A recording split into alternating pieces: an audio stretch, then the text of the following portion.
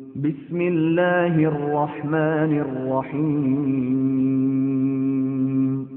يا أيها الذين آمنوا لا يحل لكم أن ترثوا النساء كرها ولا تعضلوهن لتذهبوا ببعض ما آتيتموهن إلا أن يأتين بفاحشة مبينة وعاشروهن بالمعروف فإن كرهتموهن فعسى أن تكرهوا شيئا ويجعل الله فيه خيرا كثيرا وإن أردتم استبدال زوج مكان زوج وآتيتم إحداهن قنطارا فلا تأخذوا منه شيئا أتأخذونه بهتانا وإثما مبينا. أعوذ بالله من الشيطان الرجيم. بسم الله الرحمن الرحيم. الحمد لله رب العالمين.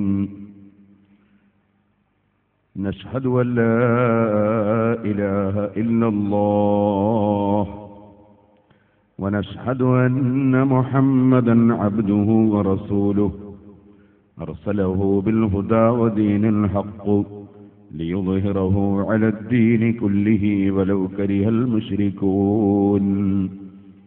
اللهم صل وسلم وبارك على رسولك وحبيبك سيدنا محمد وعلى آل وأصحاب سيدنا ومولانا محمد وعلى جميع الأنبياء والمرسلين ومن اقتدى بهديهم إلى يوم الدين. أما بعد، أعوذ بالله من الشيطان الرجيم. بسم الله الرحمن الرحيم. وإن أردتم استبدال زوج مكان زوج وآتيتم إحداهن قنطارا فلا تأخذوا منه شيئا أتأخذونه بهتانا وإثما مبينا. وكيف تأخذونه وقد أفضى بعضكم إلى بعض وأخذن منكم ميثاقا غليظا. صدق الله العلي العظيم. صدق وبلغ رسوله النبي الكريم. ونحن على ذلك من الشاهدين الشاكرين والحمد لله رب العالمين. في عقده الصداق ندب ذكره إخلاؤه يجوز لكن يكره لو لم يسمى المهر فالعقد النقد بمهر مثل لا كتفضيل يرد. يا رب صل على من حل بالحرم طه الرسول الذي قد خص بالكرم. يا رب بالمصطفى بلغ مقاصدنا واغفر لنا ما مضى يا واسع الكرم.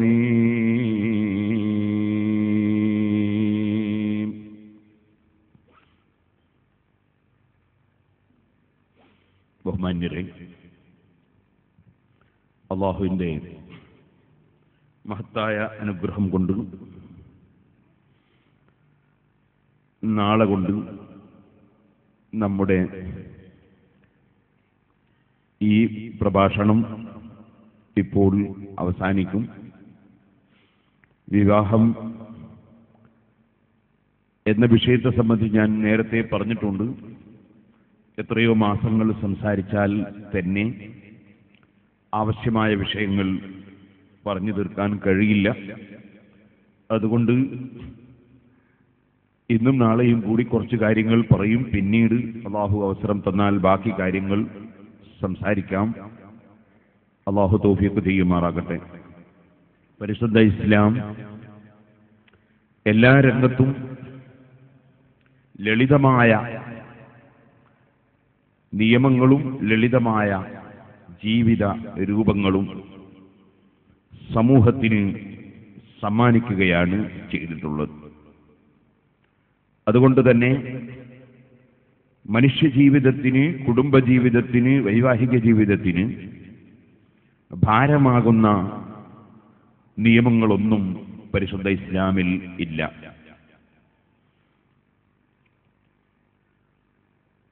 പരമാവധി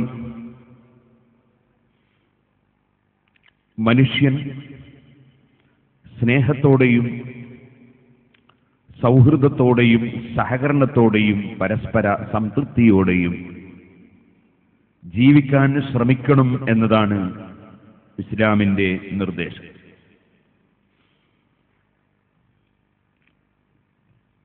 സമ്പത്ത് സംസ്കാരത്തെക്കാളും കുടുംബത്തെക്കാളും കുടുംബജീവിതത്തെക്കാളും വലിയൊരു വിഷയമായി കാണുന്നത് ഇസ്ലാം ശക്തമായി എതിർക്കുകയാണ്. ധനം എന്ന് പറയുന്നത് ഒരു ദിവസം ഒരാളുടെ കയ്യിൽ, പിറ്റേ ദിവസം മറ്റൊരാളുടെ കയ്യിൽ, അതുപോലെ ഒരിക്കൽ ഒരുവന്റെ കയ്യിൽ, പിന്നീട് മറ്റൊരുവന്റെ കയ്യിൽ, ഇങ്ങനെ നീങ്ങുകയും ഒരു വ്യക്തി തന്നെ അവന്റെ ജീവിതത്തിൽ സാമ്പത്തിക ശേഷിയുള്ള കാലം, പ്രയാസമുള്ള കാലം, ഇങ്ങനെ മാറി മാറിക്കൊണ്ടിരിക്കുന്ന ഒരു നിലനിൽപ്പില്ലാത്ത വിഷയമാണ് ധനം. അതിന് പരിശുദ്ധ ഇസ്ലാം പ്രാമുഖ്യം, വൈവാഹിക ജീവിതത്തിൽ സമ്പത്തിന് പ്രാമുഖ്യം നൽകി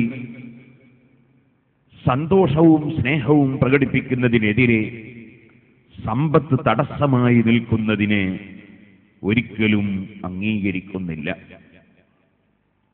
അതുകൊണ്ടാണ് അഷ്റഫുൽ ഖൽഖ് സല്ലല്ലാഹു അലൈഹി വസല്ലം പഠിപ്പിച്ചതായി ഇമാം ഗസാലി റഹ്മത്തുള്ളാഹി അലൈഹി തങ്ങൾ ഉദ്ധരിച്ചു, ലാ തൻകിഹിൽ മർഅത ലിജമാലിഹാ ഫലഅല്ല ജമാലഹാ യുർദീഹാ വലാ ലിമാലിഹാ ഫലഅല്ല മാലഹാ യുത്ഗീഹാ വൻകിഹിൽ മർഅത ലിദീനിഹാ. ഇബ്നു മാജ റിപ്പോർട്ട് ചെയ്ത ഹദീസിൽ കാണാം, നീ ദീൻ, മതചിട്ട പരിഗണിച്ചുകൊണ്ടാണ് വിവാഹം നടത്തേണ്ടത്. നീ ഭംഗിയും സമ്പത്തും നോക്കി അല്ല വിവാഹം കഴിക്കേണ്ടത്. ഇന്നലെ ഞാൻ സംസാരിക്കുമ്പോൾ ഭംഗി പരിഗണിക്കുന്നത് നല്ലതാണെന്ന് പറഞ്ഞിട്ടുണ്ട്. അത് ആർക്കാണെന്നും ഞാൻ വിശദീകരിച്ചിട്ടുണ്ട്. എന്നാൽ അതിനേക്കാളെല്ലാം പരിഗണനീയമായ വിഷയം ദീനാണ്, മതചിട്ടയാണ്. മതചിട്ടയോടെ ജീവിക്കുന്ന ഒരു വധുവിനും വരനും, ഒരു ഭാര്യക്കും ഭർത്താവിനും എന്നും സന്തോഷം കൈയാളാൻ സാധിക്കും. അതില്ലെങ്കിൽ ഓരോ ചെറിയ ചെറിയ പ്രശ്നങ്ങളും വലിയ പ്രശ്നങ്ങളായി ഊതിവീർപ്പിക്കപ്പെടുകയും എന്നും സമാധാനം നഷ്ടപ്പെടുകയും ചെയ്യും. ഒരുപക്ഷെ ഭംഗിയുള്ളതിന്റെ പേരിൽ ഒരു സ്ത്രീ തെറ്റുകളിലേക്ക് പോകാൻ കാരണമായി എന്ന് വരാം. മറ്റുള്ളവർ അവളെ തെറ്റിന് പ്രേരിപ്പിക്കാൻ കാരണമായി എന്നും വരാം. ദീനുള്ളത് കൊണ്ട് ഒരിക്കലും തന്നെ അത് സംഭവിക്കാൻ പോകുന്നില്ലെന്ന് മാത്രമല്ല, അത്തരം വിഷയങ്ങളിൽ അവളുടെ ദീൻ അവളെ തടയുകയാണ് ചെയ്യുക.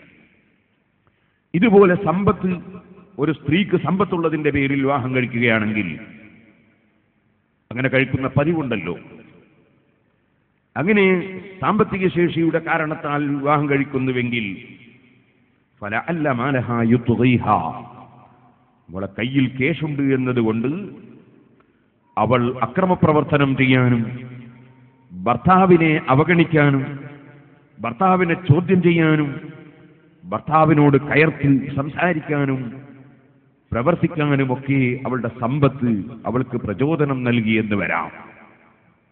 അതുകൊണ്ടാണ് വിവാഹം കഴിക്കുന്ന ചെറുപ്പക്കാർ എപ്പോഴും അവരെക്കാൾ വലിയ സാമ്പത്തിക ശേഷിയുള്ള ഒരു സ്ത്രീയെയാണ് വിവാഹം കഴിക്കുന്നതെങ്കിൽ അവളെ നിയന്ത്രിച്ചു കൊണ്ടുപോകാൻ പ്രയാസങ്ങൾ നേരിടും. ചില ആളുകൾ വിവാഹം കഴിക്കുമ്പോൾ വലിയ സാമ്പത്തിക ശേഷിയുള്ള സ്ത്രീയായിരിക്കണം എൻ്റെ ഭാര്യ എന്ന് ആഗ്രഹിക്കുന്ന സാധുക്കളുണ്ട്.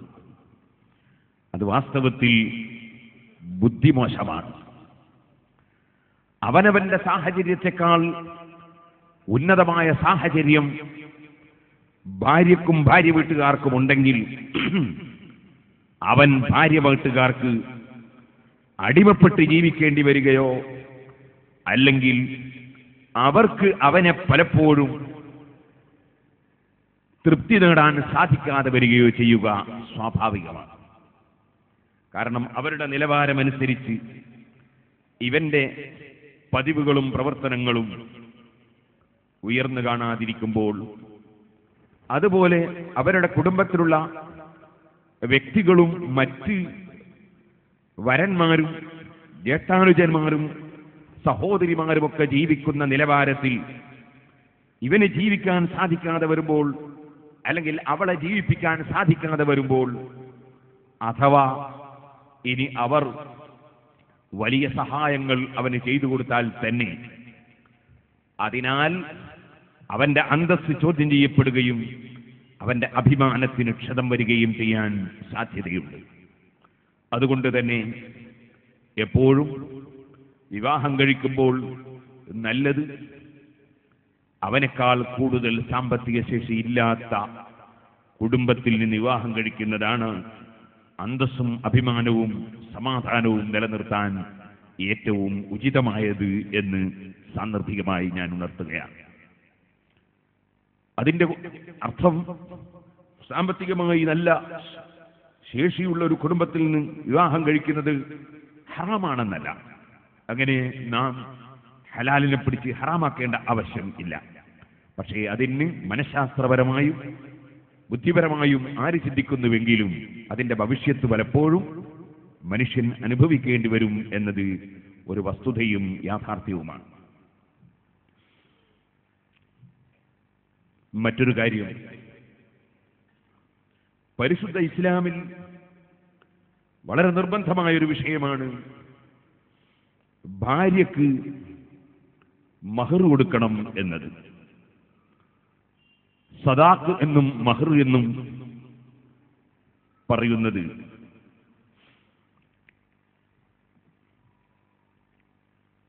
വിവാഹം കാരണത്താലോ അല്ലെങ്കിൽ സുബ്ഹത്തിന്റെ വധു അഥവാ ശരിയായ മാർഗത്തിലുള്ള നിക്കാഹിലല്ലെങ്കിലും കോടതി പ്രകാരം നടപടിയെടുക്കാൻ പറ്റാത്ത വിധത്തിൽ ഒരു സ്ത്രീയെ ലൈംഗികമായി ബന്ധപ്പെട്ടതിന്റെ പേരിലോ കൊടുക്കൽ നിർബന്ധമാകുന്ന ഒരു കാര്യമാണ് മഹർ എന്ന് പറയുന്നത്. ഉദാഹരണത്തിന് സുബ്ഹത്തിന്റെ വധു എന്ന് ഞാൻ മുമ്പൊരിക്കലും ഓർമ്മപ്പെടുത്തിയിരുന്നു. ഉദാഹരണത്തിന് ഒരാൾ ശരിയായ നിക്കാഹിലൂടെ അല്ലാതെ ഒരു സ്ത്രീയെ വിവാഹം കഴിച്ചുപോയി. മുമ്പ് ഞാൻ ഉദാഹരണം പറഞ്ഞതുപോലെ വിവാഹം കഴിച്ചു കൊടുക്കേണ്ടത് ബാപ്പയില്ലെങ്കിൽ ബാപ്പയുടെ ബാപ്പയാണ്. അവർ രണ്ടുപേരും ഇല്ലെങ്കിൽ ബാപ്പയും ഉമ്മയും ഒത്ത സഹോദരനാണ്. അതായത് ഈ പെണ്ണിന്റെ ബാപ്പയും ഈ സഹോദരന്റെ ബാപ്പയും ഒന്നാണ്. ഈ വധുവിന്റെ മാതാവും സഹോദരന്റെ മാതാവും ഒന്നാണ്. അങ്ങനെ ബാപ്പയും ഉമ്മയും ഒത്ത സഹോദരൻ. അതിന് പകരം വിവാഹം ചെയ്തു കൊടുത്തത് ആ സഹോദരൻ ഉള്ളതോടുകൂടി തന്നെ ബാപ്പ മാത്രം ഒത്ത സഹോദരനായി പോയി, ഉമ്മ വേറെയാണ്. അങ്ങനെ ഒരു സംഭവം നേരത്തെ വിളിച്ചു ചോദിച്ചത് ഞാൻ എൻ്റെ പ്രസംഗത്തിൽ ചൂണ്ടിക്കാണിച്ചത്. ഇരിക്കട്ടെ, ആ വിവാഹം അസാധുവാണെന്ന് ഞാൻ പറഞ്ഞിരുന്നു. പക്ഷേ ആ വിവാഹം അസാധുവാണെങ്കിലും ആ വിവാഹത്തിന്റെ പേരിൽ ഭാര്യയായി ബന്ധപ്പെട്ട വ്യക്തി അദ്ദേഹത്തിന് സാധാരണ ഭാര്യമാർക്കുള്ളതുപോലെ മഹർ കൊടുക്കൽ നിർബന്ധമാണ്. ഇത് ശുബ്ഹത്തിന്റെ വത്അ് എന്ന് പറയുന്നതിന്, അഥവാ ശരിയായ മാർഗത്തിലല്ലാതെ സംഭവിച്ചു പോയ, അതേസമയം കോടതിയുടെ മുമ്പിൽ വ്യഭിചാരക്കുറ്റം ചുമത്തി ശിക്ഷിക്കപ്പെടാൻ പറ്റാത്ത വിധത്തിൽ ഭാര്യയുമായി ബന്ധപ്പെട്ടു പോയ ഒരു സംഭവമാണ്.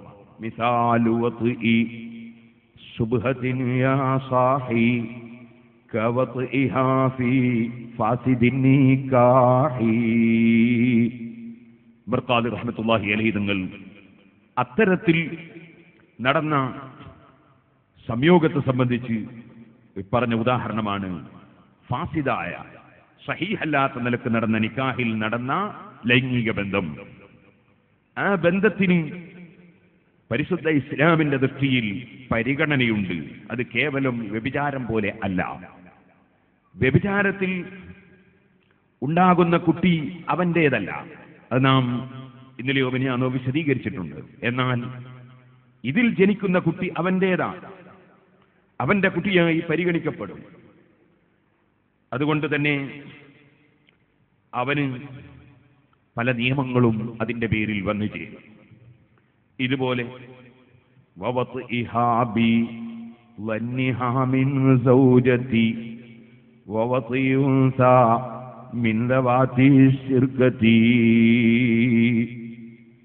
ഒരാൾ അദ്ദേഹത്തിന്റെ പ്രൈവറ്റ് റൂമിൽ കയറി ചെന്ന് ഭാര്യയാണെന്ന നിലക്ക് ബന്ധപ്പെട്ടത് ഭാര്യയല്ലാത്ത മറ്റൊരു സ്ത്രീയായിപ്പോയി. അങ്ങനെ അറിയാതെ സംഭവിച്ചു പോയാൽ ആ സംഭവിച്ചു പോയ സ്ത്രീക്ക് അവൻ മഹർ കൊടുക്കണം. അവൾ അതിൽ ഗർഭിണിയായാൽ അതിലുണ്ടാകുന്ന കുട്ടി അവന്റേതായി പരിഗണിക്കപ്പെടും. ആ കുട്ടി പെണ്ണാണെങ്കിൽ നിക്കാഹ് ചെയ്തു കൊടുക്കേണ്ടത് അവനായിരിക്കും. ലകിം ബിവത്ഇ ഇംറാതിൻ ബിശുബ്ഹതി ലുഹുഖു നസബിൻ വവുജൂബുൽ ഇദ്ദതി. അത്തരത്തിൽ സംഭവിച്ചാൽ, അതുപോലെ സഹീഹല്ലാത്ത നിക്കാഹ് മുഖേന ഒരു സ്ത്രീയെ സ്വീകരിച്ച് അവളുമായി ലൈംഗിക ബന്ധത്തിൽ ഏർപ്പെട്ടാൽ, അങ്ങനെയുള്ള സംയോഗങ്ങൾ നിമിത്തമുണ്ടാകുന്ന കുട്ടികൾക്ക് അവൻ ബാപ്പയാണ് എന്ന നിലവാരത്തിൽ തന്നെ ബാപ്പയായി അവനെ പരിഗണിക്കപ്പെടുകയും ബാപ്പ എന്ന നിലക്ക് ഉള്ള എല്ലാ നിയമങ്ങളും ബാധകമാവുകയും ചെയ്യും. അതുപോലെ അവൾ ഇദ്ദയിരിക്കേണ്ടി വരും.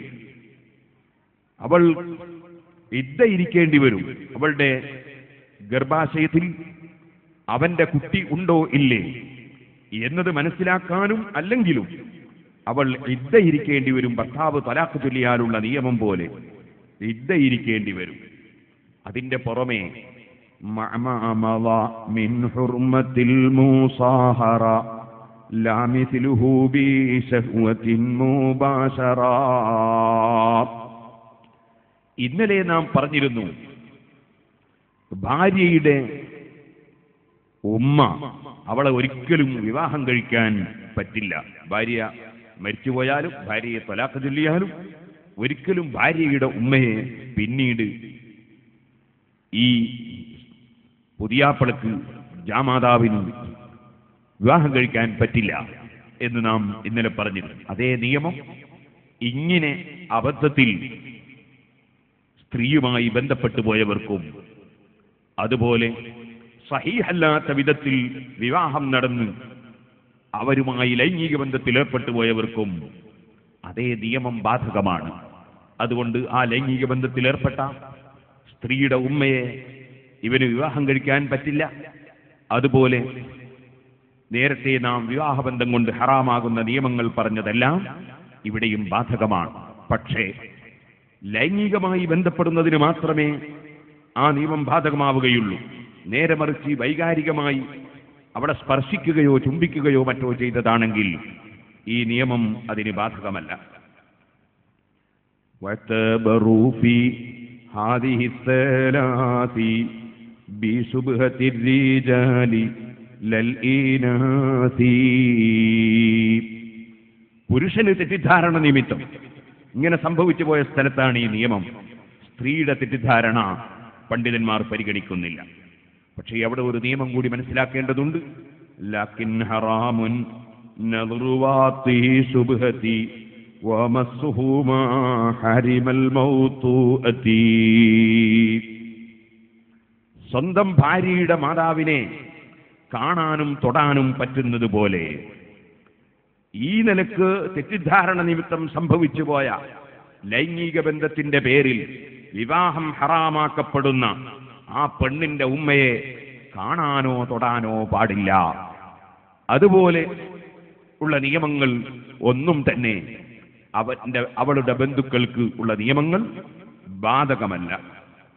ഇനി അഥവാ ഒരു ഭർത്താവിന്റെ കീഴിൽ ജീവിക്കുന്ന ഒരു സ്ത്രീ അവളും ഭർത്താവുമായി വേഴ്ചകൾ നടത്തിക്കൊണ്ടിരിക്കുന്നതിനിടയിൽ ഒരു ദിവസം നേരത്തെ പറഞ്ഞതുപോലെ തെറ്റിദ്ധാരണ മൂലം അല്ലെങ്കിൽ അബദ്ധത്തിൽ ഒരു വ്യക്തി ആ സ്ത്രീയുമായി ബന്ധപ്പെട്ടു പോവുകയും അവൾ ഗർഭിണിയാവുകയും ചെയ്താൽ ഈ ഭർത്താവിൻ്റെതാണോ കുട്ടി, അതല്ല അബദ്ധത്തിൽ ബന്ധപ്പെട്ടു പോയവൻ്റേതാണോ എന്നതിൽ ആർക്കും സംശയം വരാൻ സാധ്യതയുണ്ട്. അത്തരം സന്ദർഭങ്ങളിൽ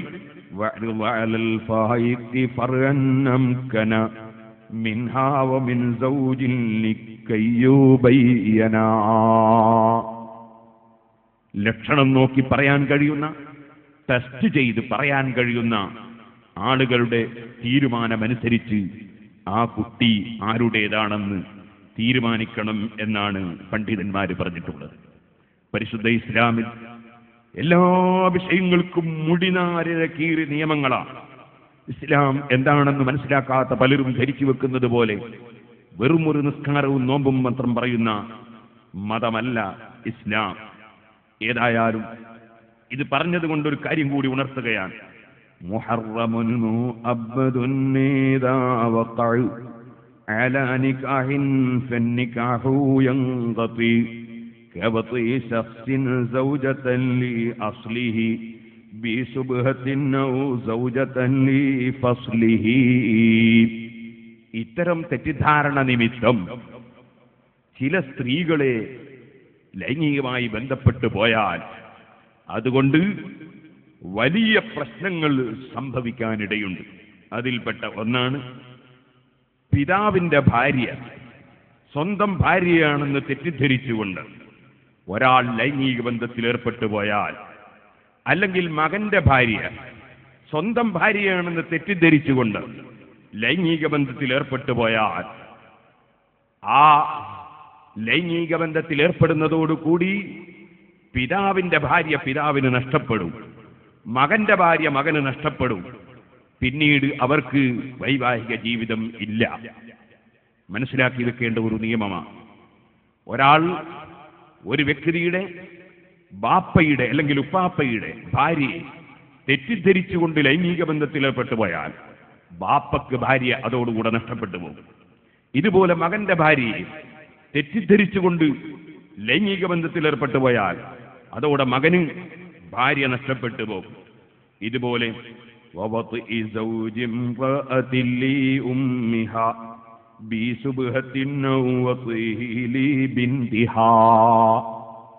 ഇതുപോലെ തന്നെ ഒരാൾ ഭാര്യയുടെ ഉമ്മയുമായി തെറ്റിദ്ധരിച്ച് ഭാര്യയാണെന്ന നിലക്ക് ബന്ധപ്പെട്ടാൽ, അല്ലെങ്കിൽ ഭാര്യയുടെ മകളുമായി തെറ്റിദ്ധരിച്ച് ബന്ധപ്പെട്ടു പോയാൽ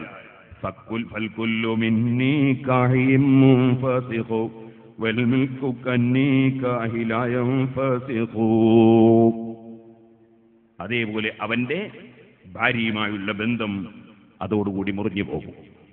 ഭാര്യയുടെ ഉമ്മയുമായി തെറ്റിദ്ധരിച്ച് ബന്ധപ്പെട്ടു പോയാൽ, അതുപോലെ ഭാര്യയുടെ മകളുമായി തെറ്റിദ്ധരിച്ച് ബന്ധപ്പെട്ടു പോയാൽ, ലൈംഗിക ബന്ധത്തിൽ ഏർപ്പെട്ടു പോയാൽ ഭാര്യ നഷ്ടപ്പെടും.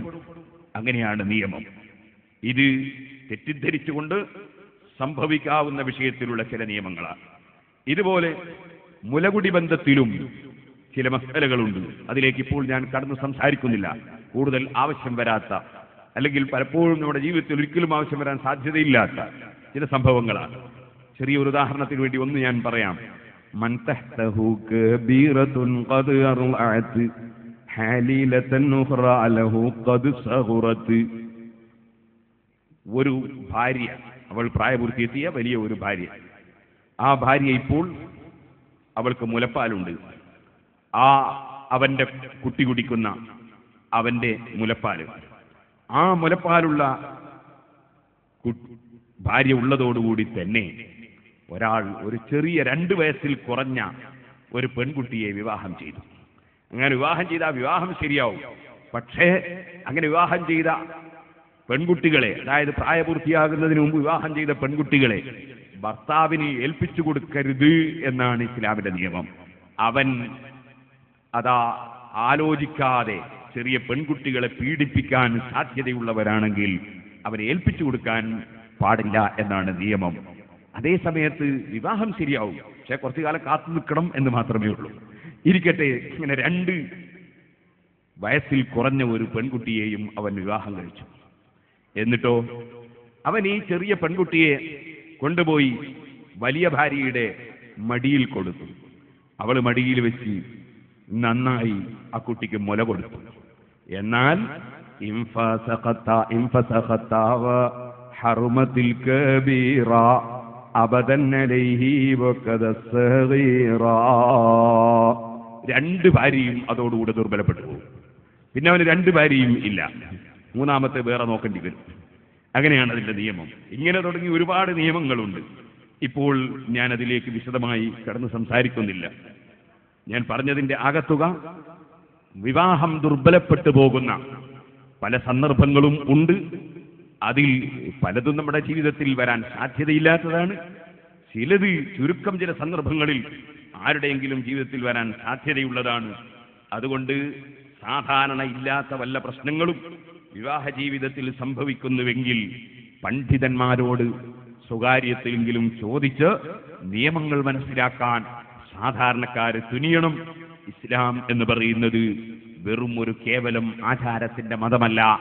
ഓരോ വിഷയത്തിലും മുടിനാരിഴ കീഴി നിയമങ്ങളുള്ള മതമാണ് എന്ന് നാം മനസ്സിലാക്കേണ്ടതുണ്ട്. ഇരിക്കട്ടെ, നമ്മൾ പറഞ്ഞു വന്നത് സ്ത്രീക്ക് മഹർ നൽകുക എന്ന ഒരു വിഷയം ഉണ്ട്. മഹർ കൊടുക്കുക എന്ന് പറയുന്നത് അത് സ്ത്രീയുമായി ലൈംഗിക ബന്ധത്തിൽ ഏർപ്പെട്ടിട്ടുണ്ടെങ്കിൽ മഹർ കൊടുക്കൽ ഏതായാലും നിർബന്ധമാണ്. മഹർ എന്ന് പറയുന്ന വിവാഹ മൂല്യം, ആ വിവാഹ മൂല്യം നിശ്ചയിക്കൽ ആവശ്യമാണ്. അത് നിക്കാഹിൽ തന്നെ എത്രയാണെന്ന് നിശ്ചയിക്കൽ പ്രത്യേകം സുന്നത്താണ്. ഒരു വിവാഹത്തിൽ സാധാരണ നമ്മളൊക്കെ നിക്കാഹ് ചെയ്യുമ്പോൾ അൻകഹ്തുക ബിന്തി ബിമഹരികദ, നിന്റെ മകളെ ഞാൻ ഇത്ര മഹറിന് നിക്കാഹ് ചെയ്തു തന്നു എന്നാണ് പറയാറ്. അപ്പൊ മഹർ നിശ്ചയിക്കുകയാണ്. അങ്ങനെ നിശ്ചയിക്കാതെ ഒരു വിവാഹം നടന്നാൽ ആ വിവാഹം സാധുവാണ്. പക്ഷേ അങ്ങനെ വിവാഹത്തിൽ മഹർ എത്രയാണെന്ന് പറയൽ അത് സുന്നത്താണ്.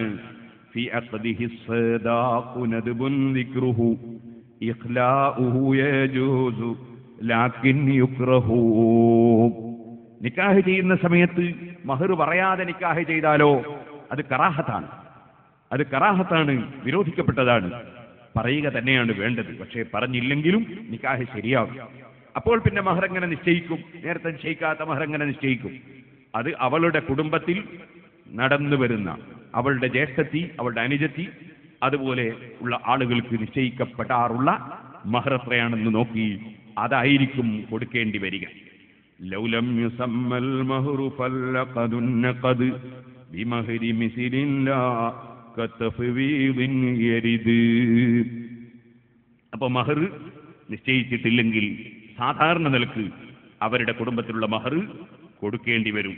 എന്നാൽ ഒരു സ്ത്രീ സ്വന്തം ബാപ്പയോട് അല്ലെങ്കിൽ രക്ഷിതാവിനോട് നിങ്ങൾ എന്നെ വിവാഹം കഴിച്ചു കൊടുത്തോളൂ, യാതൊരു നയാകാശും ഒരു മഹറും വാങ്ങണ്ട എന്ന് പറഞ്ഞാലോ? അത് സ്ത്രീയുടെ അവകാശമാണല്ലോ മഹർ. അവൾ പറയുകയാണ്, എനിക്ക് ഒരു മഹറും വേണ്ട, നിങ്ങൾ മഹറില്ലാതെ നിക്കാഹ് ചെയ്തു കൊടുത്തോളൂ എന്ന് പറഞ്ഞാലോ? ഫദാക തഫ്വീദുൻ സഹീഹുൻ മാ വജബ് ബില്ലഖദി ശൈഉൻ സുമ്മ ബഅദഹു യജിബ്.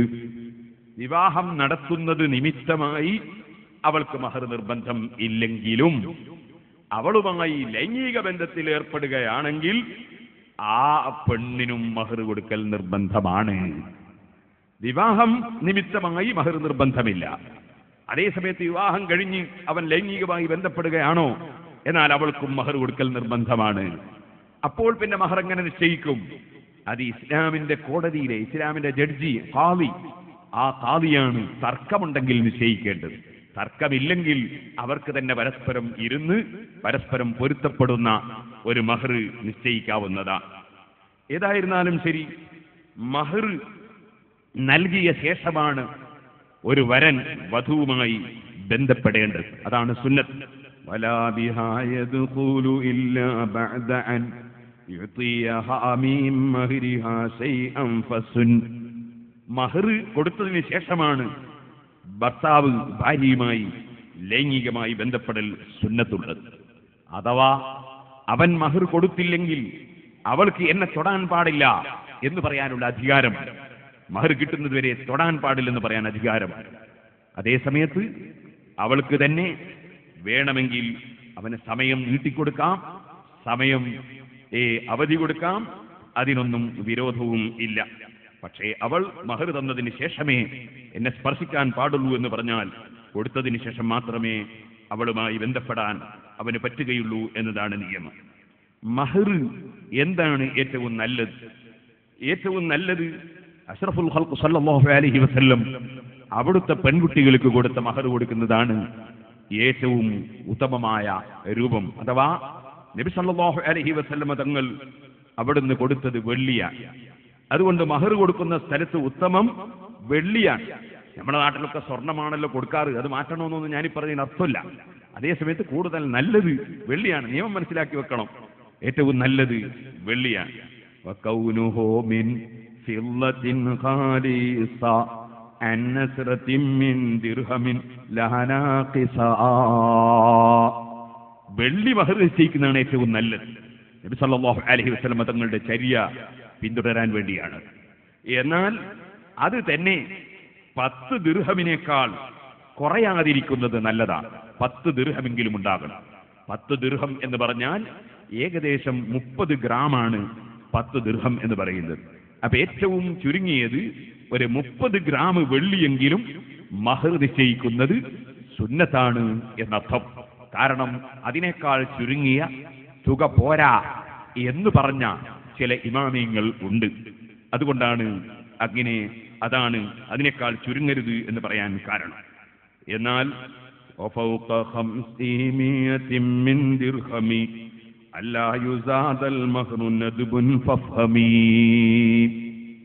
മഹർ 500 ദിർഹമിനേക്കാൾ കൂടുതലാകാതിരിക്കുക, അതും സുന്നത്താണ്. 500 ദിർഹമിൽ കൂടുതലാകാതിരിക്കൽ സുന്നത്താണ്. അപ്പോൾ 10 ദിർഹമിൽ കുറയാതിരിക്കുക, 500 ദിർഹമിൽ കൂടാതിരിക്കുക. 10 ദിർഹം ഞാൻ പറഞ്ഞു ഏകദേശം ഒരു ചെറിയ കുറവുണ്ടാവും. 30 ഗ്രാമിനടുത്താണ് ഈ 10 ദിർഹം എന്ന് പറയുന്നത് വെള്ളി. ഇന്നത്തെ നിലവാരമനുസരിച്ച് ഏകദേശം 1350 രൂപ വിലക്കുള്ള വസ്തുവായിരിക്കും അത്. 500 ദിർഹം എന്ന് പറഞ്ഞാൽ 1.5 കിലോ വെള്ളി, ഏകദേശം ചെറിയ കുറച്ചിലുണ്ടാവും. 1.5 കിലോയോളം വെള്ളി ആയിരിക്കും അത്. അതിന് ഇന്നത്തെ നിലവാരമനുസരിച്ച് 67,500 രൂപ സുമാർ അതിന്റെ വിലയാണ്. അത് ഇന്നത്തെ സ്വർണത്തിലേക്ക് ചേർത്ത് നോക്കിയാൽ ഏകദേശം 4.5 പവൻ അതിനുണ്ടാവും. അപ്പോൾ 500 ദിർഹമിൽ കൂടുതൽ മഹർ ആകാതിരിക്കൽ സുന്നത്താണ്. അതിനോട് സമാനമായി ചേർത്ത് പറയുമ്പോൾ 4.5 പവൻ, അതിനേക്കാൾ കൂടുതൽ മഹർ പറയാതിരിക്കൽ സുന്നത്താണ് എന്നാണ് തുക കൊണ്ട് മനസ്സിലാക്കുമ്പോൾ നമുക്ക് പറയാനുള്ളത്. നമ്മുടെ നാട്ടിലൊക്കെ പഴയ കാലത്ത് 11 മിസ്കാൽ പൊന്ന് മഹർ പറയുന്ന പതിവുണ്ട്. 11 മിസ്കാൽ പൊന്ന് എന്ന് പറഞ്ഞാൽ 46.25 ഗ്രാമിനോളം സ്വർണമുണ്ടാകും. അങ്ങനെ വരുമ്പോൾ 5.25 പവനോളം 11 മിസ്കാൽ പൊന്നിന് ഉണ്ടായിരിക്കും. അത് ഈ പറഞ്ഞ തുകയേക്കാൾ കുറച്ച് കൂടുതലല്ലാതെ ഒരിക്കലും കുറഞ്ഞു പോകുന്നില്ല. ഇപ്പോൾ മഹർ കുറെ കൂടുതൽ പറയൽ ഒരു അന്തസ്സാണ്, അഭിമാനമാണ് എന്ന് മനസ്സിലാക്കി വലിയ മഹർ പറയുന്ന സ്വഭാവം ഉണ്ട്. അത് വാസ്തവത്തിൽ സുന്നത്തിനെതിരാണ്, അത് കറാഹത്താണ്, അത് വെറുക്കപ്പെട്ടതാണ് എന്നാണ് പണ്ഡിതന്മാർ പറഞ്ഞിട്ടുള്ളത്. അതുകൊണ്ട് പണക്കാരായിരുന്നാലും അവർ മഹറിന്റെ തുക വർദ്ധിപ്പിക്കുന്നത് പുണ്യമാണെന്ന ധാരണ തിരുത്തപ്പെടേണ്ടതാണ്. മഹർ നബി സല്ലല്ലാഹു അലൈഹി വസല്ലമ തങ്ങൾ നിശ്ചയിച്ചതിൽ കൂടുതൽ മഹർ ആകുന്നത് സുന്നത്തിനെതിരാണ്. അതേസമയത്ത് ഭാര്യമാർക്ക് എത്ര സ്വർണവും ഭർത്താക്കന്മാർക്ക് കൊടുക്കാം, അത് നല്ലതാണ്, അതിനാരും ഇവിടെ വിരോധം പറയുന്നില്ല. മഹർ നിശ്ചയിക്കുമ്പോൾ നബി സല്ലല്ലാഹു അലൈഹി വസല്ലമ തങ്ങൾ നിശ്ചയിച്ച ആ നബി തങ്ങളുടെ മക്കൾക്കും ഭാര്യമാർക്കുമൊക്കെ നിശ്ചയിച്ച തുകയെ പരിഗണിച്ചുകൊണ്ട് ചെയ്യുന്നതാണ് നല്ലത് എന്നാണ് പണ്ഡിതന്മാര് പറഞ്ഞിട്ടുള്ളത്. ഏതായിരുന്നാലും ശരി, മഹർ നിശ്ചയിച്ചതിന് ശേഷം അതെ ഒരു ഭാര്യയും ഭർത്താവുമായി, അതിനെ സംബന്ധിച്ച് ഇൻഷാ അല്ലാഹ് കുറച്ചുകൂടി വിശദീകരണം ഞാൻ പിന്നീട് പറയും. ഒരു ഭാര്യയും ഭർത്താവുമായി വേർപെട്ടു പോവുകയാണെങ്കിലോ, അങ്ങനെയാണെങ്കിൽ വയസ്കുതുൽ ജമീഉ ഖബ്ല വത്ഇഹാ ബിഫിർഖത്തിൻ മിൻ ഇൻദിഹാ ഔ വജ്ലിഹാ. മഹർ നിശ്ചയിച്ച് വിവാഹം കഴിച്ചതിന് ശേഷം ആ ഭാര്യയും ഭർത്താവും തമ്മിൽ വേർപെട്ടു. എങ്ങനെ വേർപെട്ടു? അവൾ അവനെ ഒഴിവാക്കിയതാണ്. അതിനാണ് ഫസ്ഖ് എന്ന് പറയുന്ന ഒരു പരിപാടിയും. അവൻ ചെലവിന് കൊടുക്കാൻ സാധിക്കാത്തത് കൊണ്ടോ, അതുപോലെ അവന്റെ മറ്റെന്തെങ്കിലും നിശ്ചയിക്കപ്പെട്ട അറിയപ്പെട്ട കിതാബുകളിൽ പറഞ്ഞ ന്യൂനത, അല്ലെങ്കിൽ അവൾക്ക് എന്തെങ്കിലും ന്യൂനത ഉണ്ടെന്ന് തോന്നലല്ല, അങ്ങനെയുള്ള ന്യൂനതകൾ കൊണ്ടോ ഏതോ കാരണത്താൽ അവൾ അവനെ ഒഴിവാക്കുകയാണെങ്കിൽ, അതും അവനും അവളുമായി ലൈംഗിക ബന്ധത്തിൽ ഏർപ്പെടുന്നതിന് മുമ്പാണെങ്കിൽ മഹർ തീരെ കൊടുക്കേണ്ടതില്ല. അവൾ മുഖേന, അവൾ കാരണമായി ഒഴിവായി പോയതിനാൽ മഹർ തീരെ കൊടുക്കേണ്ടതില്ല. നേരെ മറിച്ച് ആര് മുഖേനയാണെങ്കിലും ശരി, അവളുമായി ലൈംഗിക ബന്ധത്തിൽ ഏർപ്പെട്ടതിന് ശേഷമാണ് ഒഴിവായി പോകുന്നതെങ്കിൽ മഹർ കൊടുക്കൽ നിർബന്ധമാണ്. ഇതുപോലെ അവൾ മരിച്ചുപോയി, അല്ലെങ്കിൽ അവൻ മരിച്ചുപോയി, എന്നാലും മഹർ കൊടുക്കൽ നിർബന്ധമാണ്.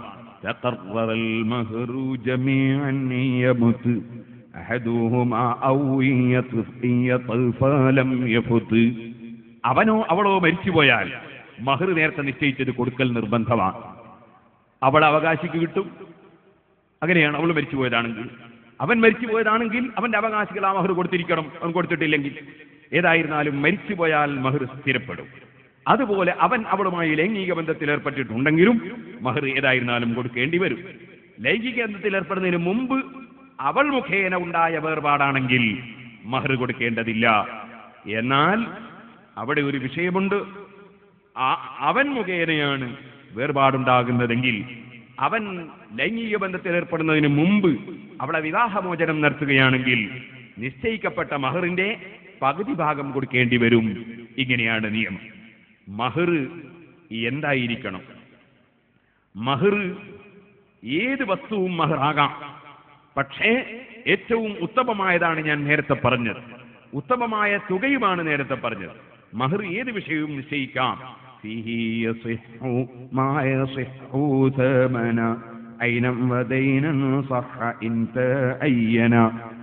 ഒരു വിലയാകാൻ പറ്റുന്ന, ഒരു വസ്തുവിന്റെ വിലയായി നിശ്ചയിക്കപ്പെടാൻ പറ്റുന്ന ഏത് വസ്തുവും മഹറാകാൻ പറ്റും.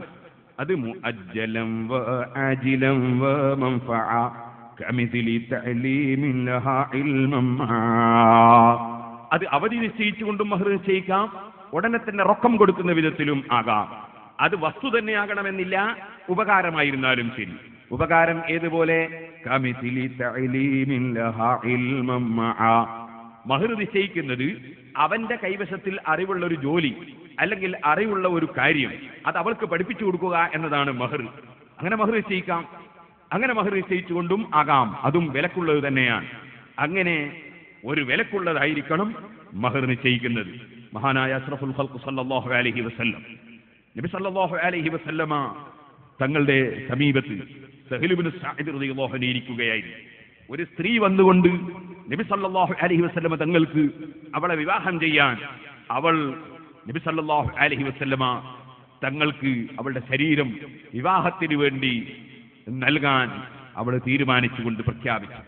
നബി സല്ലല്ലാഹു നിങ്ങൾ അവളെ വിവാഹം കഴിക്കാൻ ഉദ്ദേശിച്ചില്ല. ആ സമയത്ത് സമീപത്തുണ്ടായിരുന്ന ഒരാൾ ചോദിച്ചു, നബിയെ എനിക്ക് അവളെ വിവാഹം ചെയ്തു തരുമോ എന്ന് ചോദിച്ചു. നബി സല്ലല്ലാഹു അലൈഹി വസല്ലം തങ്ങൾക്ക് അങ്ങനെ വിവാഹം ചെയ്തു കൊടുക്കാൻ അധികാരമുണ്ട്.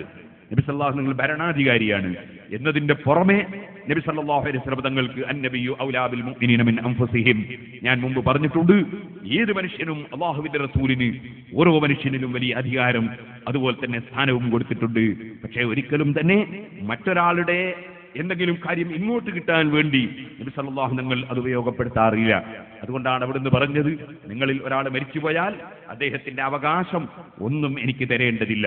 അതേസമയം നിങ്ങൾ ഒരാൾ മരിച്ചുപോയിട്ട് അദ്ദേഹത്തിന് സാമ്പത്തിക ശേഷിയൊന്നുമില്ല, കടം ഉണ്ടെങ്കിൽ ഞാൻ അത് വീട്ടിക്കൊള്ളും. അങ്ങനെ സ്വന്തം മക്കളെക്കാൾ, സ്വന്തം കുടുംബത്തെക്കാൾ, ബന്ധുക്കളെക്കാൾ അവിടുന്ന് ഇങ്ങോട്ട് അനുഗ്രഹങ്ങൾ ചൊരിച്ച നേതാവാണ്. അതുകൊണ്ടാണ് മങ്കൂസ് മൗലിദിൽ പറഞ്ഞത്, അന്ത ഉമ്മുൻ അം അബൂ മാ റഅയ്നാ ഫീഹിമാ മിത്ല ഹുസ്നിക ഖത്തു യാ സയ്യിദി ഖൈറൻ നബീ. അവിടുന്ന് മാതാവാണോ പിതാവാണോ, ആ മാതാവിലും പിതാവിലും പോലും അങ്ങേ പോലെയുള്ള നന്മ ഞങ്ങൾ ദർശിച്ചിട്ടില്ലല്ലോ നബിയേ. ഖുർആൻ പറഞ്ഞതല്ലേ, അന്നബിയു ഔലാ ബിൽ മുഅ്മിനീന മിൻ അൻഫുസിഹിം, സ്വന്തം ശരീരത്തെക്കാൾ മുഅ്മിനീങ്ങൾക്ക് ബന്ധപ്പെട്ട വ്യക്തിയാണ് അഷ്റഫുൽ ഖൽഖ് മുഹമ്മദുർ റസൂലുള്ളാഹി. ഓ നബിയേ, ആ പെണ്ണിനെ തങ്ങൾക്ക് വേണ്ടല്ലോ, എനിക്ക് വിവാഹം ചെയ്തു തരുമോ എന്ന് ചോദിച്ചപ്പോൾ നബി സല്ലല്ലാഹു അലൈഹി വസല്ലം തങ്ങളുടെ ചോദ്യം, ഹല്ലിന്ദക ശൈഉൻ, മഹർ കൊടുക്കാൻ വല്ലതും നിന്റെ കൈവശത്തിലുണ്ടോ?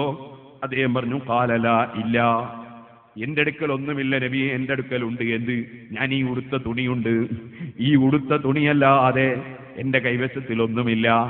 നബി സല്ലല്ലാഹു അലൈഹി വസല്ലം നിങ്ങൾ പറഞ്ഞു, അത് നീ അഴിച്ചു കൊടുത്താൽ പിന്നെ നിന്റെ ഔറത്ത് വെളിച്ചത്താകൂലേ? അതുകൊണ്ട് നീ ഒരു കാര്യം ചെയ്യൂ, നീ ഒന്ന് ഇദ്ഹബ് ഫത്ലുബ് വലൗ ഖാതമം മിൻ ഹദീദ്, നീ അങ്ങോട്ട് ചെന്നിട്ട് ഒരു ഇരുമ്പിന്റെ മോതിരമെങ്കിലും സംഘടിപ്പിക്കാൻ നോക്കൂ, ഒരു ഇരുമ്പിന്റെ മോതിരമെങ്കിലും മഹർ കൊടുക്കാൻ വേണ്ടി സംഘടിപ്പിക്കാൻ നോക്കൂ. അദ്ദേഹം പോയി തിരിച്ചു വന്നിട്ട് പറഞ്ഞു, മാ വജത്തു ശൈആ, ഒരു സാധനവും എനിക്ക് കിട്ടിയിട്ടില്ല നബിയെ, എന്റെ കയ്യിലൊന്നുമില്ല. അപ്പോൾ നബി സല്ലല്ലാഹു അലൈഹി വസല്ലം തങ്ങളുടെ ചോദ്യം, ഹൽ മഅക മിനൽ ഖുർആൻ, നിനക്ക് ഖുർആൻ അറിയാമോ? നിനക്ക് ഖുർആൻ വശമുണ്ടോ?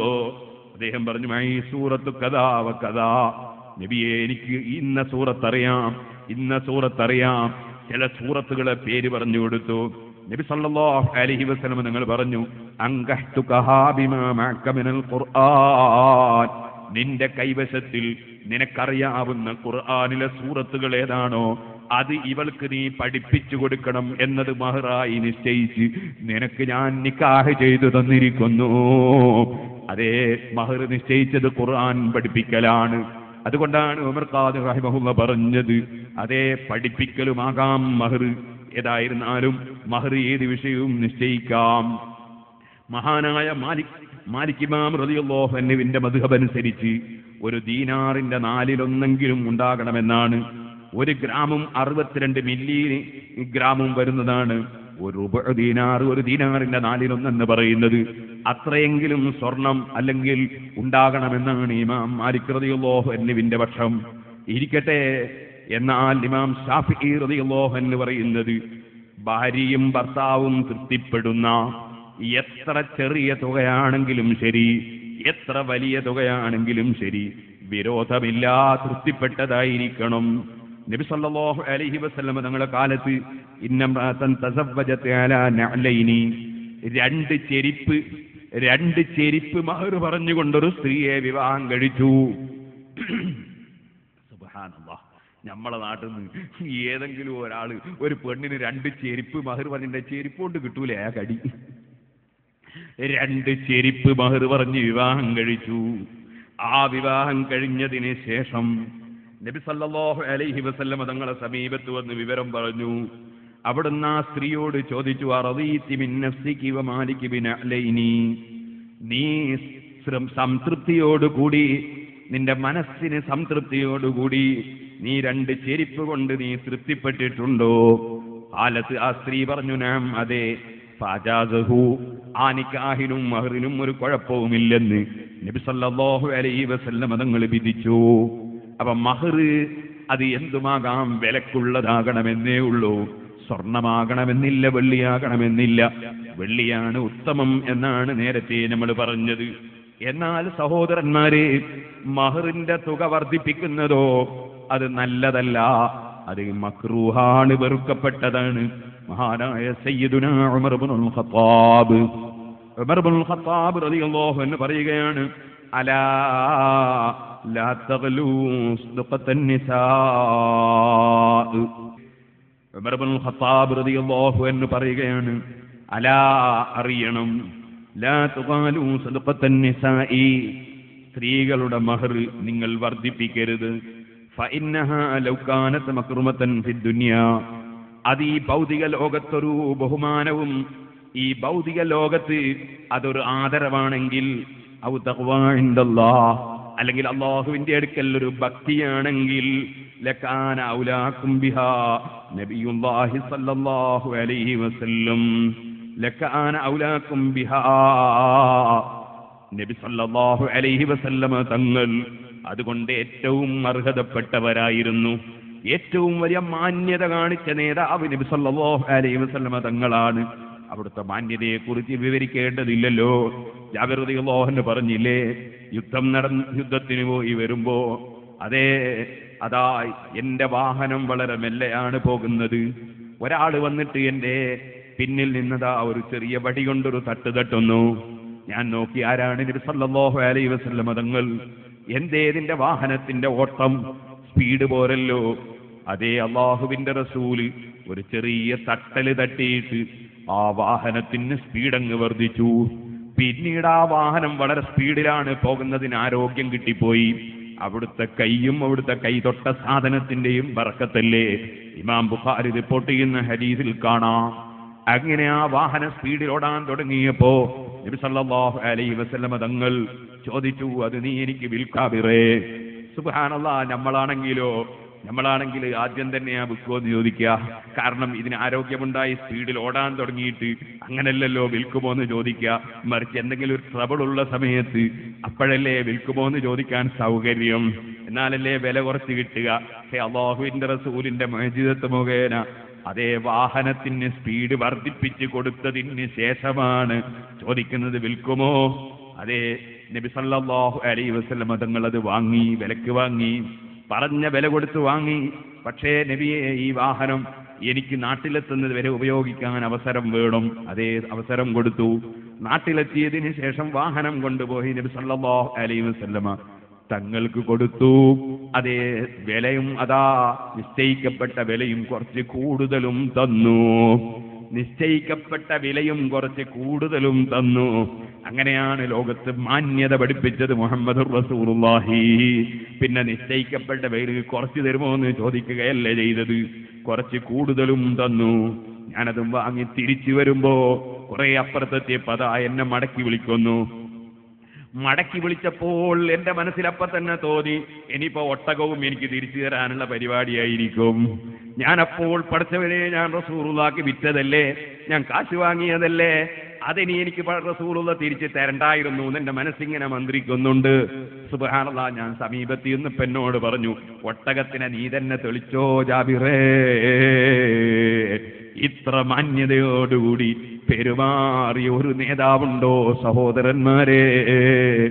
റസൂൽ സല്ലല്ലാഹു അലൈഹി വസല്ലം തങ്ങളെ മദ്ഹ് മാത്രം വിനീതനായ ഞാൻ 3-4 വർഷമായി ഓരോ കൊല്ലവും പാറക്കടവിൽ വെച്ച് പ്രസംഗിക്കാറുണ്ട്. റബീഉൽ അവ്വലിൽ അതിന്റെ CD ഇവിടെ വിതരണം ചെയ്യപ്പെടുന്നുണ്ട്. ആവശ്യമുള്ളവർക്ക് വാങ്ങി കേൾക്കാം.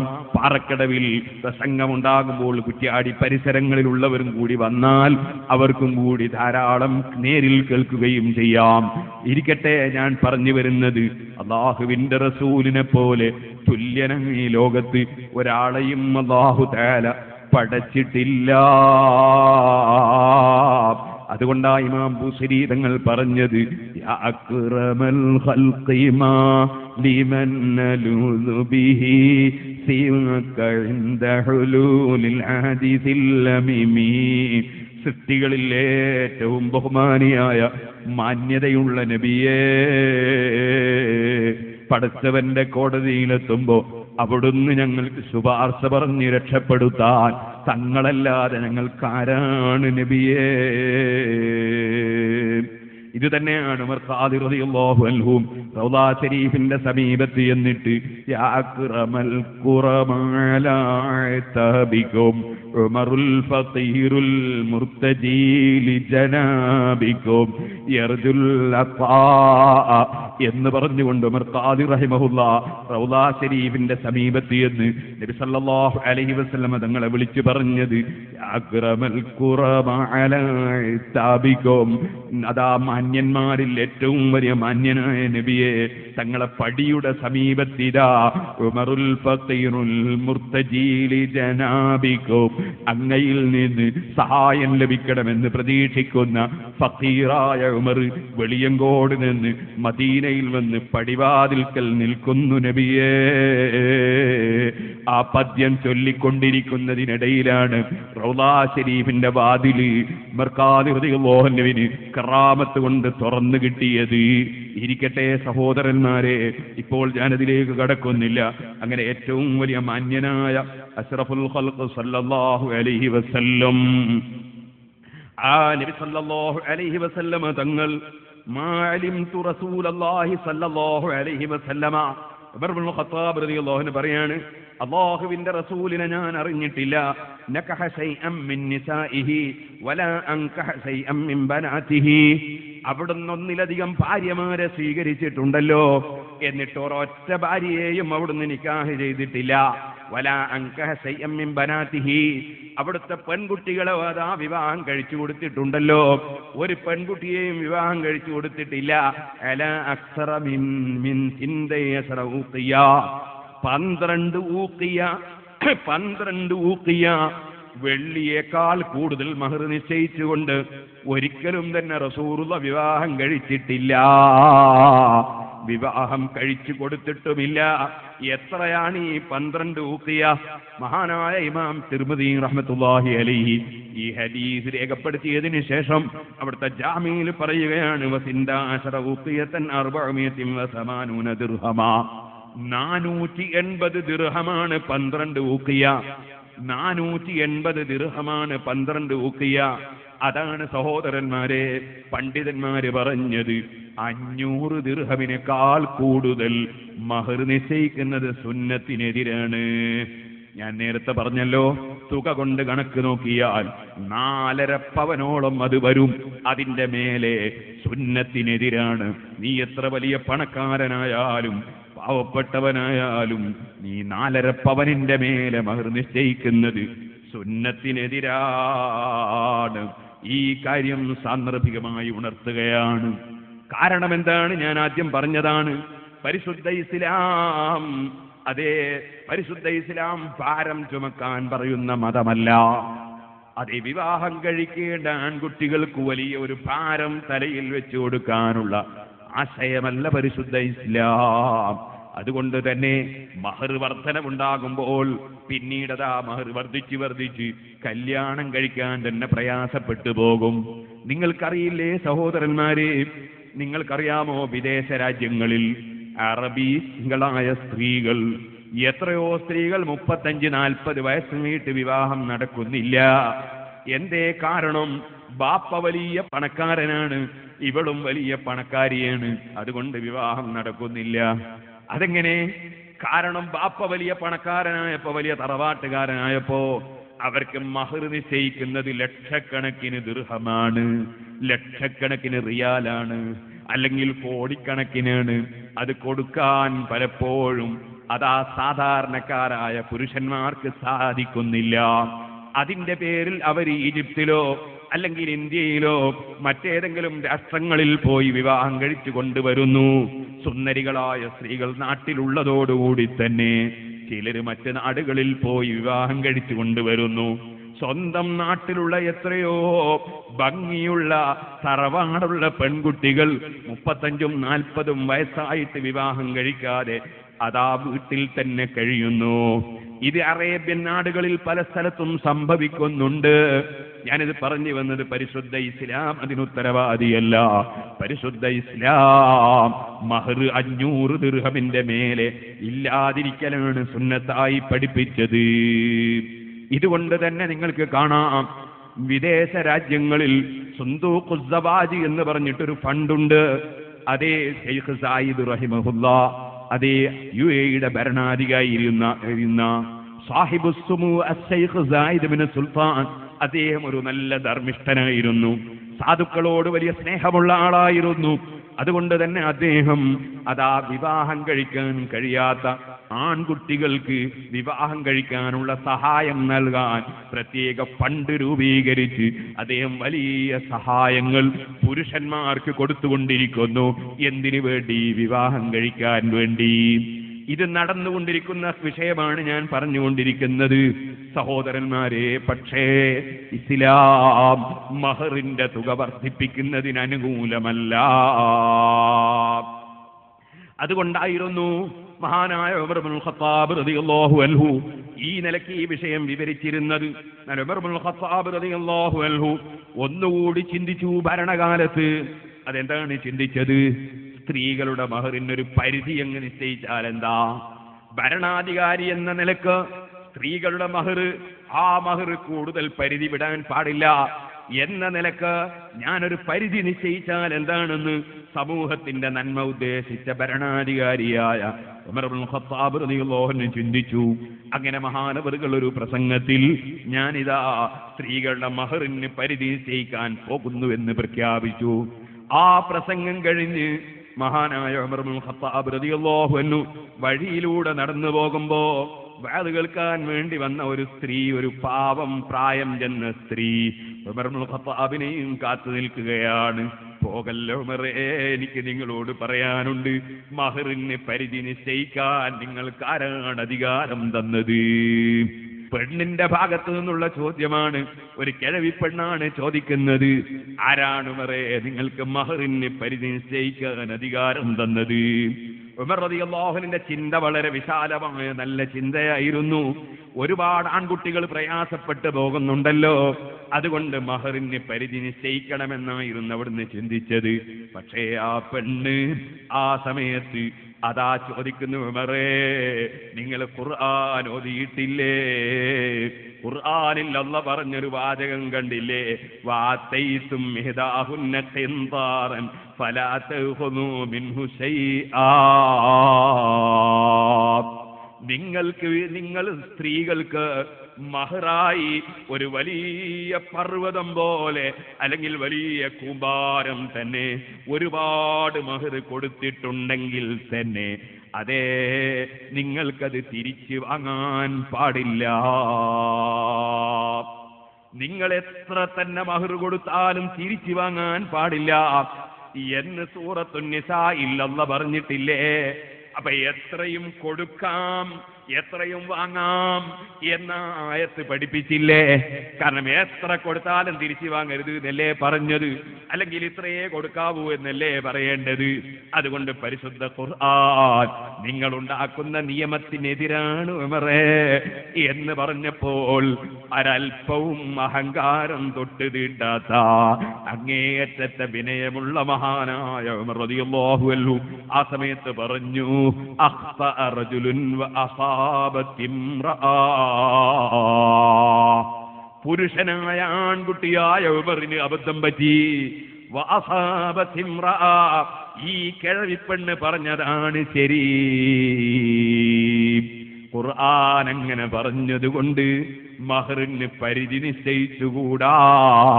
മഹർ കൂടുതലാക്കാതിരിക്കണമെന്ന് തന്നെയാണ് പറയേണ്ടത്. കൂടുതലാക്കാതിരിക്കുകയാണ് വേണ്ടത്. അത് സുന്നത്തിനെതിരാണെന്ന് തന്നെയാണ് പറയേണ്ടത്. അത് വെറുക്കപ്പെട്ടതാണെന്ന് തന്നെയാണ് പറയേണ്ടത്. പക്ഷേ കൂടുതൽ മഹറുണ്ടാകുന്നത് ഹറാമാണെന്ന് പറയാൻ വകുപ്പില്ല. മഹറിന് പരിധി നിശ്ചയിക്കണമെന്ന് തീരുമാനമെടുക്കാനും വകുപ്പില്ല. ഈ ഖുർആനിലെ ആയത്ത് അതിന് തെളിവാണെന്ന് ഈ കിഴവിയ പെണ്ണ് പറഞ്ഞതാണ് സത്യം. ഉമറിന് അബദ്ധം പറ്റിയതാണ്. ഉമർ ഇബ്നുൽ ഖത്താബ് തുറന്ന് സമ്മതിക്കുന്നു.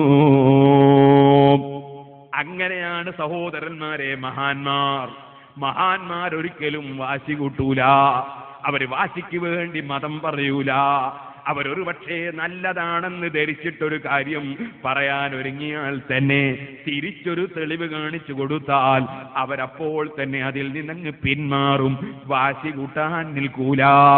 ഇന്ന് വാസ്തവത്തിൽ നമ്മുടെ മതത്തിൽ എന്തെല്ലാം ഭിന്നിപ്പുകളുണ്ടോ ആ ഭിന്നിപ്പുകളുടെ ഏകദേശ കാരണവും ഒരു മനുഷ്യൻ ഒരു വാദം ഉന്നയിക്കുന്നു. അറിവില്ലായ്മ കൊണ്ട് ഉന്നയിക്കുന്ന വാദമായിരിക്കും. അവന്റെ ബുദ്ധി കൊണ്ട് ചിന്തിച്ച് മനസ്സിലാക്കിയ ചിന്തയായിരിക്കും.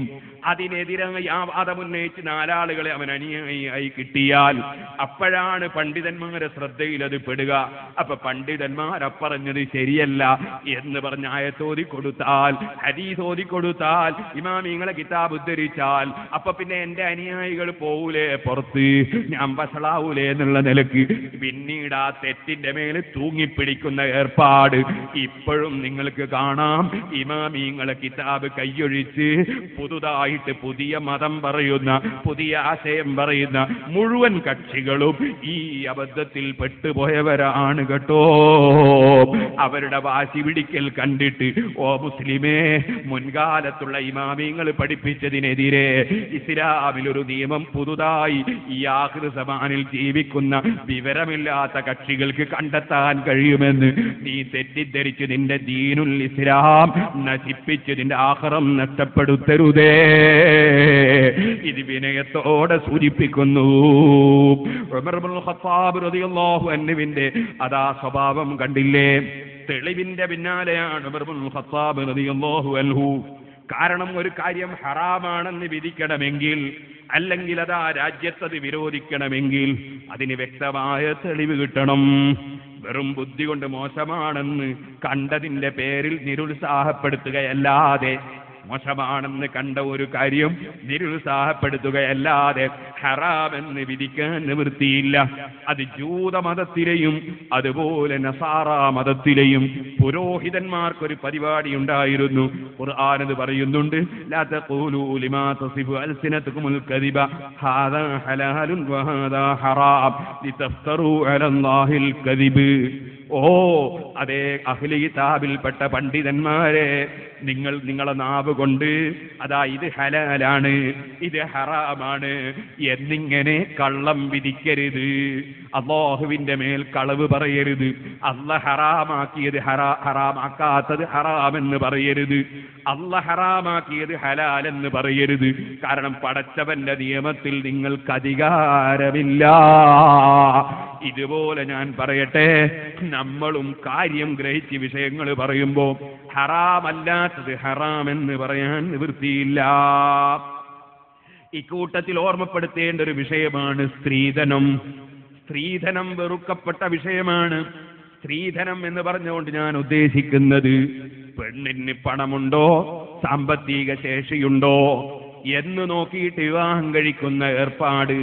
അതുപോലെ തന്നെ പെണ്ണിന്റെ പണം മോഹിച്ചുകൊണ്ട് വിവാഹം കഴിക്കുന്ന ഏർപ്പാട്. പെണ്ണിനോട് ഇത്ര തരണം, പണമെന്നോ പൊന്നെന്നോ പറമ്പെന്നോ അല്ലെങ്കിൽ തെങ്ങെന്നോ വാഹനമെന്നോ വാച്ചെന്നോ നിങ്ങൾ എന്തു പറഞ്ഞാലും ശരി, പെണ്ണിന്റെ പണം ആഗ്രഹിച്ചുകൊണ്ട് വിവാഹം കഴിക്കുന്ന ഏർപ്പാട് വെറുക്കപ്പെട്ടതാണ്. വളരെ താഴ്ന്ന ഏർപ്പാടാണ്, നിരുത്സാഹപ്പെടുത്തേണ്ടതാണ്. പക്ഷേ ഹറാമെന്ന് വിധിക്കരുത്, ഹറാമെന്ന് വിധിക്കരുത്.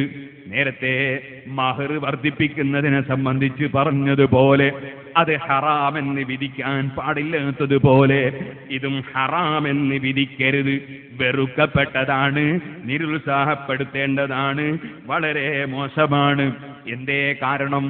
നബി സല്ലല്ലാഹു അലൈഹി വസല്ലം നിങ്ങൾ പറഞ്ഞ ഹദീസ് സഹീഹുൽ ബുഖാരിയിൽ നമ്മൾ ഇന്നലെ ഉദ്ധരിച്ചില്ലേ, തുങ്കഹുൽ മർഅതു ലിമാലിഹാ.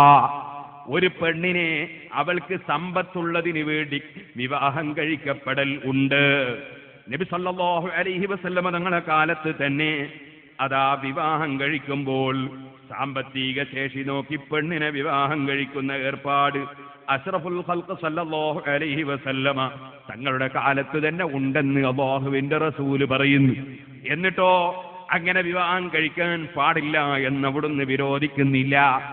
അവിടുന്ന് അത് വിരോധിക്കാത്തത് കൊണ്ട് തന്നെ ഹറാമെന്ന് പറയാൻ വകുപ്പില്ല. തുങ്കഹുൽ മർഅതു ലിമാലിഹാ, അത് ബുഖാരിയിലെ ഹദീസാണ്.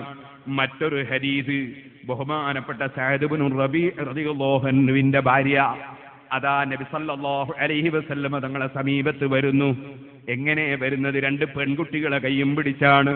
2 പെൺകുട്ടികളെയും കയ്യും പിടിച്ച് വന്നിട്ട് പറയാണ്, നബിയെ ഹാത്താൻ ഇബ്നതാ സഅദ് ഇബ്നു റബീഅ ഖുതില അബൂഹുമാ മഅക യൗമ ഉഹദിൻ ഷഹീദാ. നബിയെ, ഈ രണ്ട് പെൺകുട്ടികളെ ബാപ്പ എന്റെ ഭർത്താവ് സഅദ് ഇബ്നു റബീഅ തങ്ങളെ കൂടെ ഉഹദ് യുദ്ധത്തിൽ വെച്ച് ഷഹീദായി കൊല്ലപ്പെട്ടു പോയിട്ടുണ്ട് നബിയേ. വലം യദഅലഹുമാ മാലൻ, ആ ബാപ്പ മരിക്കുന്ന സമയത്ത് ഈ കുട്ടികൾക്ക് പ്രത്യേകം സ്വത്ത് കൊടുത്തു വെച്ചിട്ടില്ല. കുട്ടികളുടെ പേരിൽ പ്രത്യേകം സ്വത്ത് ഈ ബാപ്പ കൊടുത്തു വെച്ചിട്ടില്ല. വലാ തുങ്കഹാനി ഇല്ല വലഹുമാ മാലുൻ, ആ 2 പെൺകുട്ടികൾക്കും സ്വത്തുണ്ടെങ്കിലേ വിവാഹം നടക്കുകയുള്ളൂ നബിയേ. വലാ തുങ്കഹാനി, ഈ 2 പെൺകുട്ടികളും അവരെ വിവാഹം നടക്കപ്പെടുകയില്ല. ഇല്ലാ വലഹുമാ മാലുൻ, അവർക്ക് ധനമുണ്ടെങ്കിലേ നടക്കൂ. സുബ്ഹാനല്ലാഹ്. ഇത് പറയാൻ എന്താ കാരണം? അതേ സഅദ് ഇബ്നു റബീഅ റളിയല്ലാഹു അൻഹുവിന്റെ സമ്പത്ത് ഈ കുട്ടികൾക്ക് അവകാശമായി കൊടുക്കേണ്ട സഹോദരൻ കൊടുക്കുന്നില്ല. അപ്പൊ ഈ കുട്ടികൾക്ക് സ്വത്ത് കിട്ടാത്തത് കൊണ്ട് വിവാഹം നടക്കുന്നില്ല. അപ്പോഴാണ് നബി സല്ലല്ലാഹു അലൈഹി വസല്ലം പറഞ്ഞു, യഖദില്ലാഹു ഫീ ദാലിക, ആ സഅദ് ഇബ്നു റബീഅ മരിക്കുമ്പോഴുള്ള സ്വത്ത് ഈ പെൺകുട്ടികൾക്ക് അവകാശം ഉണ്ടെന്ന് പറയാൻ അപ്പോൾ നിയമം വന്നിട്ടില്ല. അന്നത്തെ കാലത്ത് പെൺകുട്ടികൾക്ക് അവകാശം കൊടുക്കുന്ന ഏർപ്പാട് ഉണ്ടായിരുന്നില്ല. സ്വത്തിന് അവകാശം കൊടുക്കുന്ന ഏർപ്പാട് ഉണ്ടായിരുന്നില്ല. നബിതങ്ങൾ പറഞ്ഞു, നിങ്ങളെ വിഷയത്തിൽ അല്ലാഹു തആല ആയത്തിറക്കും, തീരുമാനം പറയും, അതുവരെ കാത്തു നിൽക്കൂ. അപ്പോഴാണ് സുഹൃത്തുക്കളെ, ലിർരിജാലി നസീബും മിമ്മാ തറക്കൽ വാലിദാനി വൽ അഖറബൂന വലിന്നിസാഇ നസീബും മിമ്മാ തറക്കൽ വാലിദാനി വൽ അഖറബൂൻ. പെൺകുട്ടികൾക്കും സ്ത്രീകൾക്കും അവകാശമുണ്ടെന്ന് പറയുന്ന ആയത്ത് അല്ലാഹ് അവതരിപ്പിക്കുന്നത് അപ്പോഴാണ്.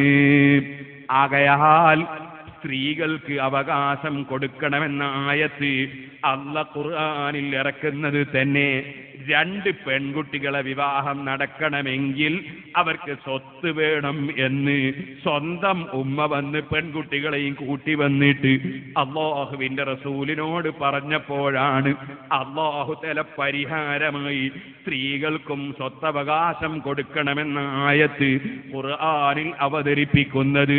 നേരെ മറിച്ച് സ്വത്തുണ്ടോ എന്ന് നോക്കിയിട്ട് വിവാഹം കഴിക്കാൻ പാടില്ല എന്നല്ല അല്ലാഹു തആല ആയത്തിറക്കുന്നത്. സ്വത്തുണ്ടോ എന്ന് നോക്കിയിട്ട് വിവാഹം കഴിക്കാൻ പാടില്ല എന്നല്ല നിയമം ഇറക്കുന്നത്. നിയമം കൊണ്ടുവരുന്നത് ആ പെൺകുട്ടിക്ക് സ്വത്ത് കൊടുക്കാനുള്ള അവകാശമാണ്. അപ്പൊ നബി സല്ലല്ലാഹു അലൈഹി വസല്ലമ തങ്ങളുടെ കാലത്ത് തന്നെ സ്വത്തുണ്ടോ എന്ന് നോക്കി വിവാഹം കഴിക്കുന്ന ഏർപ്പാട് നിലവിലുണ്ട്. എന്നിട്ടോ അല്ലാഹുവിന്റെ റസൂൽ അത് കണിശമായി വിരോധിച്ചിട്ടില്ല. ഖുർആനിലും അല്ലാഹു തആല ആ പെൺകുട്ടികൾക്ക് സ്വത്ത് കിട്ടാനുള്ള അവകാശം വാങ്ങിക്കൊടുക്കുകയല്ലാതെ സ്വത്തുണ്ടോ എന്ന് നോക്കാൻ പാടില്ലെന്ന് പറയുന്നൊരു നിയമം ഖുർആനിലും ആ അവസരത്തിൽ അല്ലാഹു അവതരിപ്പിച്ചിട്ടില്ല.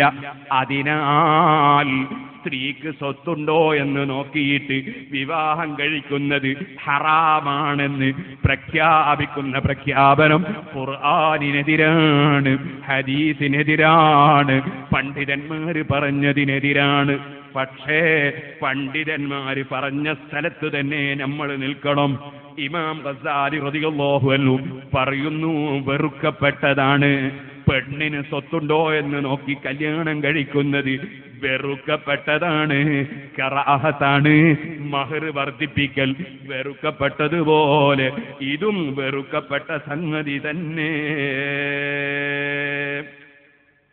കണ്ടോ നിങ്ങൾ, ഇമാം ഗസാലി റളിയല്ലാഹു പറയുന്നു വെറുക്കപ്പെട്ടതാണ്. അതുകൊണ്ട് ഹറാമില്ല എന്ന് പറഞ്ഞത് കൊണ്ട് എല്ലാവരും പെണ്ണിന്റെ സ്വത്ത് വാങ്ങണമെന്നോ അല്ലെങ്കിൽ ചോദിക്കണമെന്നോ സ്ത്രീധനം ചോദിക്കണമെന്നോ പറയണമെന്നോ ആരും തെറ്റിദ്ധരിക്കണ്ട. ഹറാമ് എന്ന് പറയണ്ട. സംഗതി വളരെ മോശമാണ്, സംഗതി വളരെ മോശമാണ്. മോശമായതൊക്കെ ഹറാമെന്ന് പറയാൻ പറ്റുമോ? അപ്പൊ ഞാനൊരു ഉദാഹരണം പറയാം. ഒരു പള്ളിയിലെ ഖതീബ്, ആ പള്ളിയിലെ ഖതീബ് ഖുതുബ ഓതുമ്പോ എന്താ നിർബന്ധം? ഔറത്ത് മറക്കൽ നിർബന്ധ. ഔറത്ത് എത്രയാ? പുരുഷന്റെ ഔറത്ത് എത്രയാ? മുട്ടുമുക്കലിനിടയിലുള്ള സ്ഥലം മറക്കൽ നിർബന്ധ. അപ്പൊ ഒരു മുസ്ലിയാർ ഒരു ഖതീബ് എന്ത് ചെയ്തു? നല്ല 1 നമ്പർ പേന്റ് കൊടുത്ത് അല്ലെങ്കിൽ നല്ല തുണി കൊടുത്ത് മുട്ടുമുക്കലിന്റെ ഇടയിലെ സ്ഥലം നന്നായിട്ട് മറച്ചി, കുപ്പായം ഇട്ടില്ല, തലയെക്കെട്ടും കെട്ടിയില്ല, തലയും മറച്ചില്ല. എന്നിട്ട് അയാൾ അങ്ങോട്ട് മിമ്പർ മുക്കര് ഖുതുബാങ്ക് തുടങ്ങി. ഹറാമെന്ന് പറയാൻ പറ്റുമോ? ഹറാമല്ല. നിങ്ങളൊക്കെ അങ്ങനത്തെ ഒരാളെ ഖാദിയായിട്ട് നിശ്ചയിക്കോ? ഏതെങ്കിലും ഒരു പള്ളിയിൽ കുപ്പായം കഴിച്ചിട്ടിട്ട് മിമ്പർ മുക്കര് ഖുതുബ വന്ന ഒരു മൗലവിയെ, ഒരു മുസ്ലിയാരെ ആരെങ്കിലും ഖതീബായിട്ട് നിശ്ചയിക്കുവോ? ഇല്ലല്ലോ. ഹറാമാണോ? ഹറാമല്ല. ഹറാമല്ലാത്തൊക്കെ ചെയ്യാന്നാ? അങ്ങനെ ചിലർക്ക് ഉദാഹരണം ഉണ്ട്. ഹറാമല്ലാത്തൊക്കെ ചെയ്യാം, അങ്ങനെ ഉദാഹരണം ഉണ്ട്. ചെയ്യേണ്ട കാര്യമല്ല, വളരെ മോശമാണ്. ആ ആള് വളരെ മോശമാണ്. അയാൾ പണ്ടങ്ങാൻ പിരിച്ചുവിടേണ്ടതാണ്, അയാളെ പണ്ടങ്ങാനും പിരിച്ചുവിടേണ്ടതാണ്. ഉറപ്പല്ലേ അത്? ഇതുപോലെ ഒരു കാര്യമായ ഒരു വലിയ പണ്ഡിതൻ, ആ പണ്ഡിതൻ റോട്ടുമ്പോൾ കൂടി തലമറക്കാതെ നടക്കുന്നു. അദ്ദേഹം സാക്ഷിക്ക് പറ്റൂല എന്നാ ഇസ്ലാമിന്റെ നിയമം.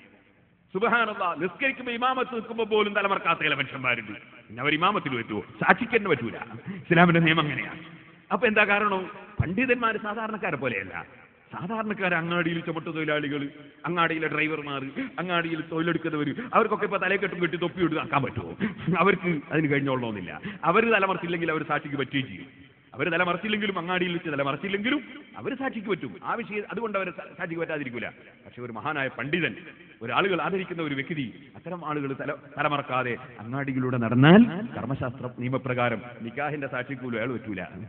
പിന്നെ അയാളെ കൊണ്ട് നിക്കാഹ് ചെയ്യിക്കല് പിന്നല്ലേ, അയാൾ നിക്കാഹിന്റെ സാക്ഷിക്കൊന്നും പറ്റൂല. കാരണം തലമറക്കാതെ റോട്ടിലൂടെ നടക്കുന്നവനാണ്, തലമറക്കാതെ മിമ്പർമ കയറുന്നവനാണ്, തലമറക്കാതെ പള്ളിയിൽ ഇമാമത്ത് നിൽക്കുന്നവനാണ്. പറ്റൂല. അങ്ങനെയാണ് നിയമം. ഫത്വൽ മേലുള്ള നിയമമാണ്. ഞാൻ എന്റെ വകയിൽ പറഞ്ഞതല്ല. ഇരിക്കട്ടെ, ഞാൻ പറഞ്ഞു വന്നത് അപ്പൊ ഹറാമല്ലാത്ത കാര്യങ്ങളൊക്കെ ചെയ്യാമെന്ന് തെറ്റിദ്ധരിക്കരുത് എന്നാണ് ഞാൻ പറഞ്ഞത്. ഹറാമല്ലാത്ത ഒരുപാട് സംഗതികളുണ്ട്, മോശമായ കാര്യങ്ങൾ. അതിൽപ്പെട്ട ഒരു കാര്യമാണ് വിവാഹം കഴിക്കുമ്പോൾ സ്ത്രീധനം നിശ്ചയിക്കുന്നതും സ്ത്രീധനം ചോദിക്കുന്നതും അതുപോലെ തന്നെ സ്ത്രീധനവുമായി ബന്ധപ്പെടുന്നതും.